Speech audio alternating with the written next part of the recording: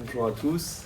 Donc effectivement, il y a quelques semaines, on était venu avec Nathan devant vous, ici à cette place, pour rendre témoignage pour rapport à une allergie qu'il avait faite avec des antibiotiques, donc la pénicilline. Donc on avait été à l'hôpital, on avait fait bien des examens qu'il fallait. On a eu la réintroduction de la pénicilline et Nathan n'est plus allergique à la pénicilline.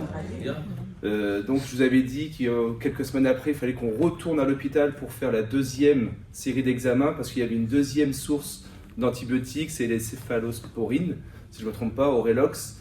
Et du coup, après tout, Nathan n'est plus allergique non plus aux céphalosporines. Donc il peut reprendre des antibiotiques au besoin. On va pas s'amuser avec ça. Mais Nathan, il guérit. Et même Nathan, le matin, on arrive à l'hôpital, me dit de toute façon, papa, Jésus m'a guéri. Donc pourquoi je suis là? Donc voilà, donc la foi des enfants est écoutée par notre Seigneur. Nous avons prié, Nathan a prié, l'Église a prié. C'était à sa demande encore une fois. Donc je pense que Dieu écoute aussi les enfants et je le crois. Amen. Nous allons ouvrir ce soir notre Bible dans les Actes des Apôtres au chapitre 14, verset 21. Actes des Apôtres, chapitre 14, verset 21.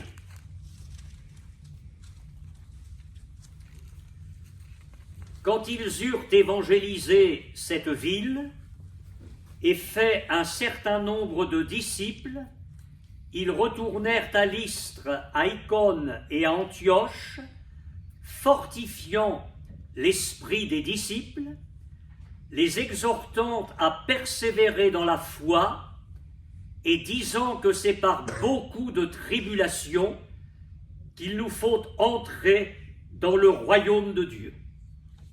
Ils firent nommer des anciens dans chaque église et, après avoir prié et jeûné, ils les recommandèrent au Seigneur en qui ils avaient cru.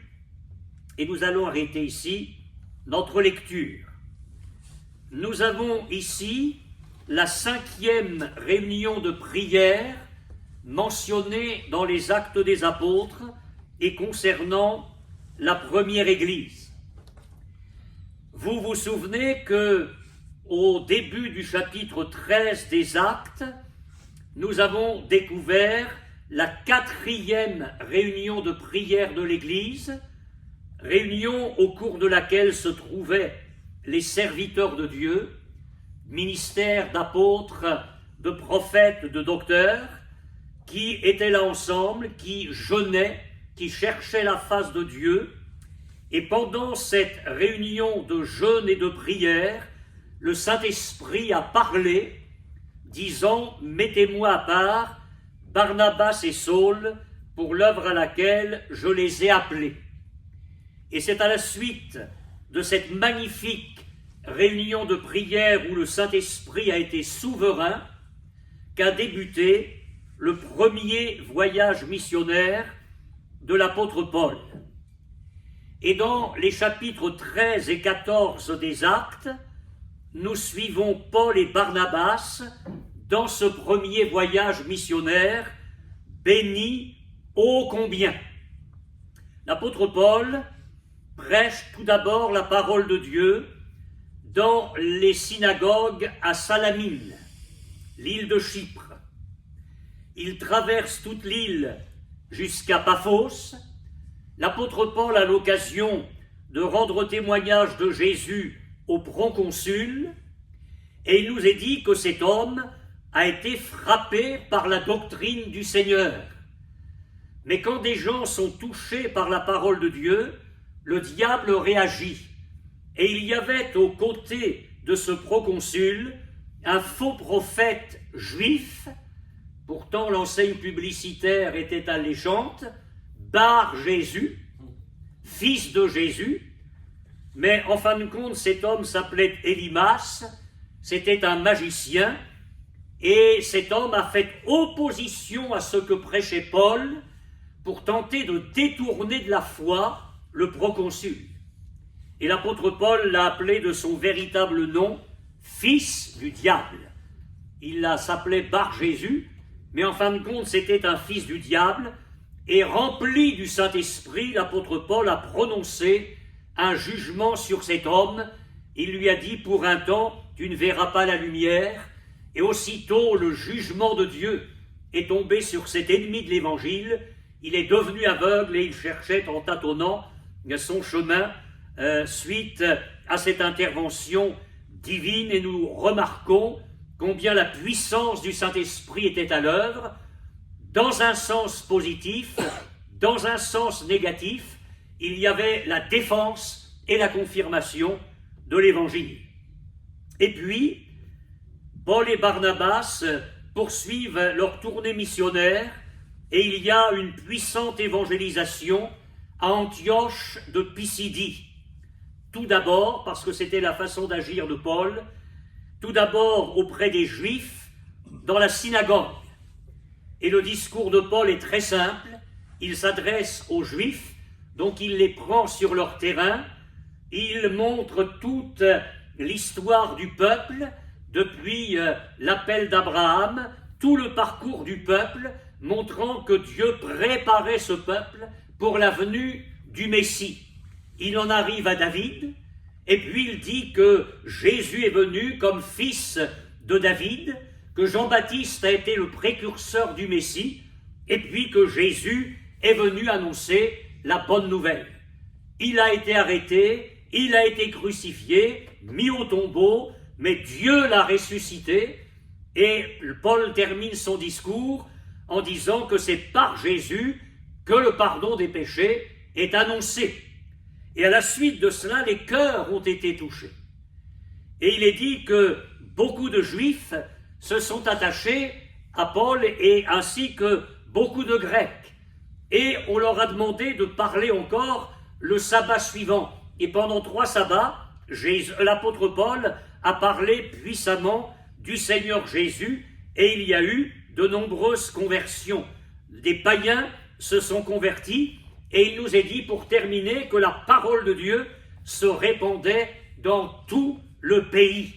Le Saint-Esprit savait ce qu'il disait quand, dans cette réunion de prière, il a dit « Mettez-moi à part Barnabas et Saul pour l'œuvre à laquelle je les ai appelés. » Mais il y a eu des persécutions à Antioche de Pisidie, ce qui a amené l'équipe missionnaire à se rendre dans la ville d'Icône. Et là, il nous est dit quelque chose de très remarquable, c'est que les apôtres ont parlé d'une telle manière que les âmes ont pu croire et être sauvées. Donc il y a des prédications qui sont en dehors de l'Évangile, qui ne produisent rien. Et puis il y a des hommes qui parlent d'une telle manière que les cœurs sont vivement touchés. Et là, à Icône, il nous est dit qu'une grande multitude de Juifs et de Grecs crurent, et la parole de Dieu a été confirmée puissamment. Il y a eu de l'opposition, mais il nous est dit que Paul et Barnabas se sont appuyés sur le Seigneur, qui rendait témoignage à la parole de sa grâce, et permettait qu'il se fasse par leurs mains des prodiges et des miracles. Et nous pouvons continuer à prier pour cela, que le Seigneur appuie sa parole par des guérisons et des miracles. Suite à ces persécutions, les apôtres se sont rendus dans la ville de Lystre. Et j'aime cette réunion où il les a dit que Paul prêchait la parole de Dieu. Et il y avait là un homme, impotent des pieds, boiteux de naissance, et qui n'avait jamais marché. Et il écoutait parler Paul. Évidemment, si dans les réunions vous n'écoutez pas, il ne risque pas de se passer grand-chose. Mais quand l'homme de Dieu est là et qu'il prêche la parole de Dieu, je crois que la parole de Dieu a le pouvoir de faire des choses dans les cœurs. Et il nous est dit de cet homme, il écoutait parler Paul. Et comme la foi, elle vient de ce qu'on entend au travers de la parole de Christ, cet homme a vu naître en lui la foi. Et quand on a la foi, ça se voit. Et il nous est dit dans le texte biblique, Paul, voyant qu'il avait la foi, lui dit « Lève-toi droit sur tes pieds ». Il n'a pas dit « On va prier 3 quarts d'heure pour cet infirme ». Vous savez, l'évangile, c'est un fleuve de grâce, c'est un fleuve de puissance. Les choses se font là, dans les réunions de prière. Après, devant les gens, ce n'est pas la prière qu'il faut, c'est manifester ce qu'on a reçu dans les réunions de prière et dans la présence de Dieu. Alors, cet homme entend cette parole, lève-toi droit sur tes pieds. Il saisit cette parole de Dieu, il se lève et il est guéri instantanément. Alors, vous connaissez la suite, vous qui lisez votre Bible, on a voulu faire de Paul et Barnabas des dieux, on a amené des taureaux avec des bandelettes, on s'apprêtait à faire un sacrifice, mais j'ai appris que les gens qui vous montent au pinacle aujourd'hui vous préparent le bûcher demain. Et il a suffi que des Juifs arrivent d'Icône et retournent les gens, excusez-moi, c'est pas très académique mon expression, retournent les gens comme une crêpe, et on s'est apprêté à persécuter l'apôtre Paul. Et on l'a persécuté, parce que Paul a été obligé de partir sur Derbe, mais avant cela, on l'a lapidé, au point que, quand ils l'ont laissé parce qu'ils pensaient qu'il était mort. Alors il n'a pas pris seulement quelques petits coups de poing, on l'a vraiment comme mis à mort. Les frères l'ont entouré, et il a pu rentrer dans la ville, et le lendemain, il est parti pour Derbe, et il a évangélisé. Une petite parenthèse. Des chrétiens me disent, frère, vous savez, avec mon arthrose, comment est-ce que vous voulez que je parle du Seigneur? Les gens vont me dire, mais alors votre Seigneur, il ne guérit pas? Est-ce que vous imaginez dans quel état physique l'apôtre Paul a prêché l'évangile à Derbe? La veille, il a été laissé pour mort. Dans quel état physique visible a-t-il prêché l'évangile? Et là, nous avons une grande leçon. C'est que les gens n'ont pas à regarder à nous. Nous pensons en arrière-plan, même si on ne se l'avoue pas, qu'il faut quand même qu'on soit au top, parce qu'il faut que... Mais non. C'est ce que nous disons de Jésus qui va toucher le cœur des gens. Amen. Que nous soyons en forme ou pas en forme, nous restons des témoins de Jésus. Le message, lui, il reste intact. Christ reste intact dans notre message, et Dieu soit béni, parce qu'à Derbe, il y a eu un certain nombre de disciples. Alors nous avons là tout un panel de sujets de prière pour ce soir. Je pense qu'ils vont être bien présents dans notre cœur. Mais cela dit, ce n'est pas là-dessus que je voulais vous parler. Parce que viennent alors les 2 ou 3 versets que nous avons lus, où les apôtres, refaisant le parcours en sens inverse, c'est-à-dire Derbe, Lystre, Icône, Antioche de Pisidie, et finalement ils repartiront jusqu'au point de départ à Antioche, dans le haut du pays, ils ont senti le besoin d'organiser les églises qui venaient de naître. Et la parole de Dieu nous dit qu'ils firent, au verset 23, ils firent nommer des anciens dans chaque église. Est-ce que vous supportez quelques minutes que je vous parle de ce sujet extrêmement important? Et même si vous ne voulez pas, je le ferai quand même. Il est très important d'aplomb sur la doctrine biblique à ce sujet, mais il est très important que nous le soyons, c'est votre avenir ici, en tant qu'Église chrétienne.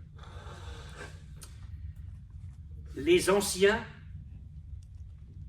sont différents de ce qu'on a appelé les ministères dons.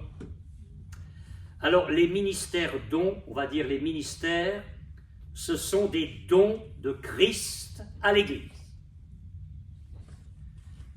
Apôtres, prophètes, évangélistes, pasteurs, docteurs.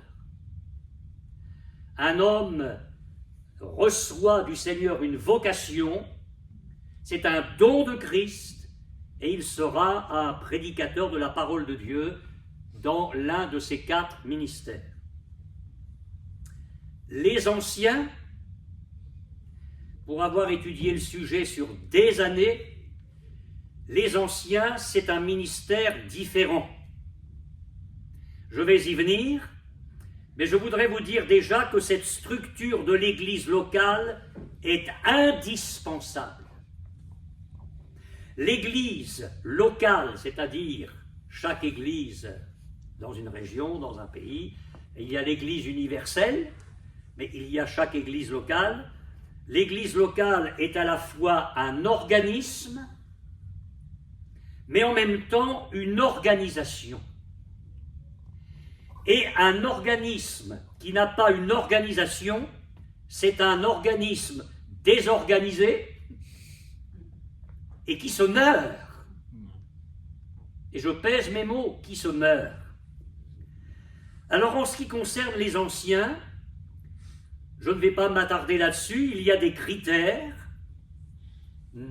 qui sont rappelés dans la première épître à Timothée et dans l'épître à Tite, des critères de l'homme qui peut être ancien ou pas, des critères concernant sa femme, des critères concernant ses enfants.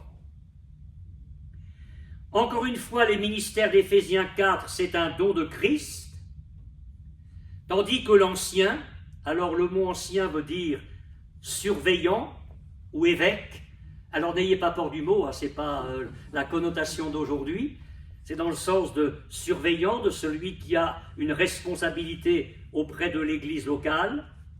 Pourquoi il y a une différence majeure entre les ministères dons et l'ancien? Quand on rassemble les trois choses qui peuvent amener quelqu'un à un service d'ancien, voilà les trois choses que la parole de Dieu nous laisse. Il peut y avoir une sainte aspiration personnelle. Si quelqu'un aspire à la charge d'ancien, il désire une œuvre excellente. Je ne peux pas aspirer à être apôtre.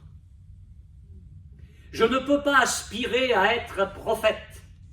Je ne peux pas aspirer à être évangéliste ou pasteur-docteur, parce que ça, c'est un don de Christ. Le Seigneur le donne ou il ne le donne pas. Mais dans une église locale, un frère peut aspirer, bien sûr une sainte aspiration, c'est pas jouer des coudes, c'est pas vouloir jouer les vedettes, on se comprend bien, une sainte aspiration personnelle à la charge d'ancien. Ensuite, on voit que Paul demande à Tite d'établir des anciens. Donc ils sont établis par des ministères, Éphésiens 4. Et la troisième chose, c'est qu'ils le sont par un vote de l'Église. Ils firent nommer des anciens, mais dans le texte original, c'est un vote à main levée. L'Église primitive ne connaissait pas les bulletins secrets, ça se passait en pleine franchise, ça se faisait à main levée. Chacun pouvait s'exprimer et il y avait une pleine transparence dans l'Église. Alors, est-ce que c'est l'une des trois choses? Personnellement, je crois que c'est les trois qui sont conjuguées. C'est-à-dire, je crois qu'un frère peut aspirer à la charge d'ancien, il peut partager cela avec le serviteur en place, qui lui, à la lumière de l'Écriture, va dire s'il y a les critères qui sont bons ou pas bons. Et puis alors, la candidature est proposée à l'Église, qui, elle, va s'exprimer en votant pour la nomination ou non des anciens. Pour faire simple, je voudrais dire qu'il n'y a jamais un ancien dans une église, mais c'est un collège d'anciens. Dans l'Écriture, il est très clair que pour une église, il y a plusieurs anciens. Il y a des anciens qui peuvent prêcher, et il y a des anciens qui ne prêcheront pas parce qu'ils n'en ont pas la capacité, mais qui peuvent faire du bien en entourant les gens, en les visitant. C'est pour ça qu'il y a une collaboration, il y a une complémentarité dans ce service-là, et je le dis, c'est un service qui s'exerce sous la responsabilité des ministères dons, quel que soit le type de ministère. Alors c'est vrai que dans l'exercice pratique de ce ministère, il ressemble à celui de pasteur. D'ailleurs, c'est tellement intéressant que lorsque dans la première épître de Pierre, l'apôtre parle de Jésus, il dit « Vous êtes retournés vers le pasteur et le gardien de vos âmes ». Le texte grec dit « vous êtes retourné vers le pasteur et l'ancien de vos âmes. Les deux mots y sont. Donc c'est vrai que sur le terrain, l'ancien va faire un travail de pasteur, mais ce n'est pas le pasteur docteur d'Éphésiens 4. Je pense que j'ai essayé d'être clair. Si vous n'avez pas tout bien compris, venez me trouver après la réunion, c'est un sujet qui me passionne. Mais vous remarquez ici, et je voudrais insister là-dessus puisque c'est une réunion de prière et c'est pour ça que j'ai pris ce texte, je parcours au fur et à mesure avec vous les actes des apôtres. Vous remarquez que la prière et le jeûne ont accompagné cette nomination. Ça s'est fait dans la présence de Dieu, ça s'est fait sous le regard de Dieu, ça s'est fait avec la recherche de l'approbation et de la bénédiction de Dieu. Après avoir prié et jeûné, verset 23, ils les recommandèrent au Seigneur en qui ils avaient cru. On retrouve ici la même atmosphère spirituelle que dans Acte 13. Dans Acte 13, ils priaient et ils jeûnaient et le Saint-Esprit s'est manifesté.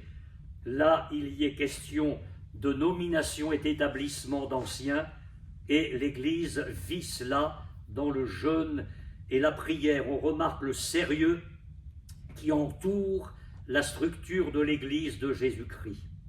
Notez bien que les hommes qui sont établis comme anciens sont des hommes de foi. Ils les recommandèrent au Seigneur en qui ils avaient cru. Alors, il ne faut pas déformer la parole de Dieu. Ici, il est question de la foi pour le salut. Bah oui, parce que établir dans le ministère des hommes qui ne sont pas nés de nouveau, c'est ennuyeux, pour le moins. Et je peux vous dire tranquillement, on va vers ça. Il faut des hommes qui sont réellement convertis, qui sont passés par une réelle repentance, une réelle nouvelle essence, qui sont remplis du Saint-Esprit, qui aiment le Seigneur, qui sont attachés à sa parole et qui pourront faire du bien à l'Église de Jésus-Christ.